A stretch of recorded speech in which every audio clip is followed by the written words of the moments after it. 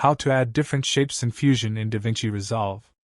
Right-click in the Media pool and select New Fusion Composition. Double-click on the composition to open it on the Fusion page. Open the Effects panel, expand Tools, and click on Shape. Here, we have all the shape nodes that we need. Add an ellipse to the composition. In order for a shape to show, we have to render it using a render node. Add a render node and attach the shape to it.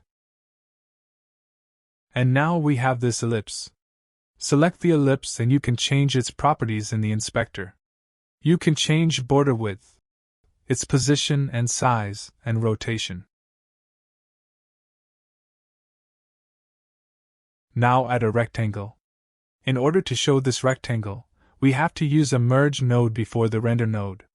So, drag a merge node after the ellipse and drop it when the line turns blue.